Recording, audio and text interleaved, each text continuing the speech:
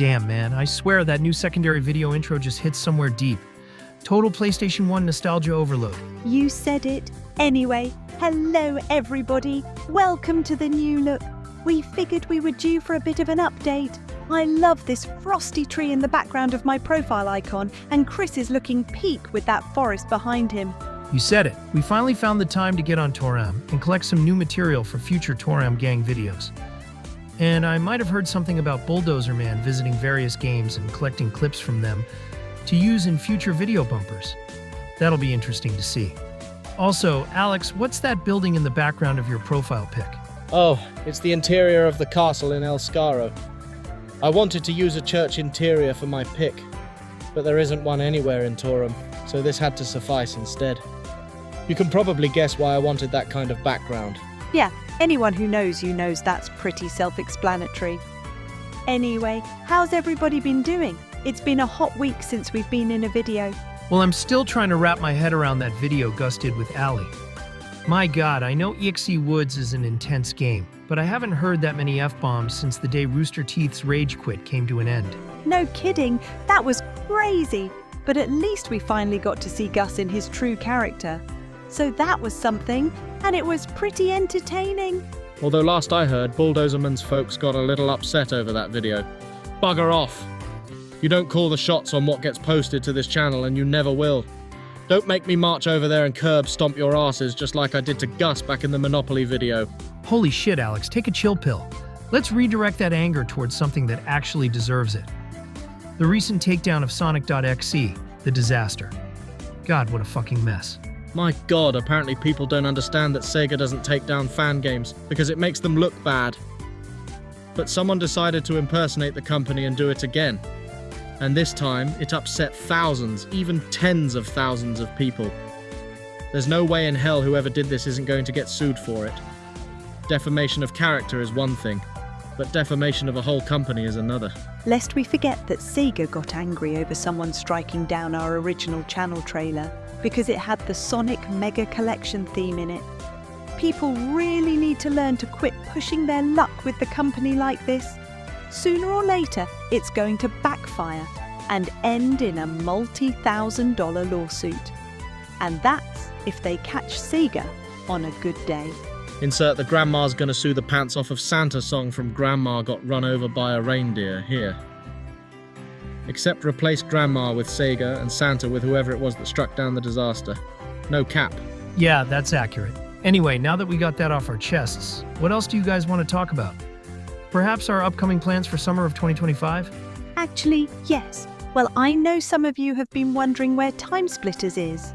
Well, unfortunately, we've covered pretty much all there is to cover with that game.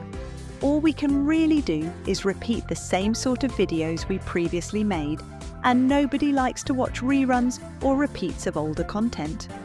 So until we think of something new to bring to the table, Time Splitters is indefinitely suspended from the channel. It's sad, I know, but that's the hard truth about older games like that. Yeah, there's only so much content you can make out of that game, even with the richly detailed map maker feature, and frankly, it's run its complete course. So don't expect it on the channel again for a while. Don't worry though, we'll find something to replace it with. Although not anything related to Minecraft. My god, we see enough of that game around here as it stands. It might as well be the flagship game of the channel at this point. And on a related note, no, we're not planning to deliver any more videos of anything related to Toram Online for some time. There's really nothing to make videos on in this game. We've done it all. And apart from maybe watching Chris grind it out to level 300, there's nothing interesting enough to put on YouTube here. It was a big struggle to convince Bulldozer Man to even fire up the game again and collect the material used in this video, for fuck's sakes. While I normally don't tolerate Toram slander because it's the game that gave us life, I can't really defend Toram anymore. The events are the only thing carrying it at this point, now that it's almost 10 years old. And truth be told, it's run its course. I'm expecting it to shut down in about a year or two, especially now that Asobimo has new games out in the market that are getting a lot more attention these days. The sad truth is, outside of events, there's really nothing to do in Toram once you finish the immense grind to the top, like Chris has. We've done it all, and the game is doing nothing to retain us old veteran players. Fishing, whatever, nobody cares. PvP, you've done one match, you've done them all. Big deal.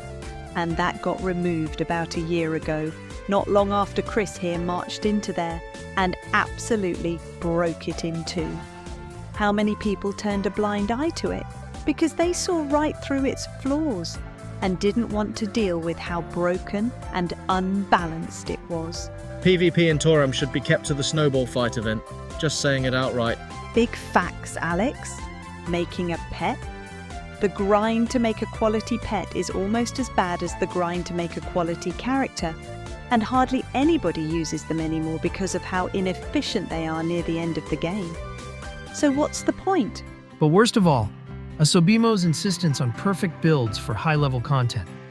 If you don't have a picture-perfect build that follows one or more guides, which goes against the entire freedom to make your custom character build. The game was originally designed around, when you get to the higher level content, you will fail. Do you have any idea how many people have quit playing? Because the grind was just too heavy for them to bear. Any idea? A lot. It was a lot. And that's been an issue with Toram for years now. Yet Asobimo still insists on doubling down on making us build our characters in specific ways. Freedom to design your own builds, my arse.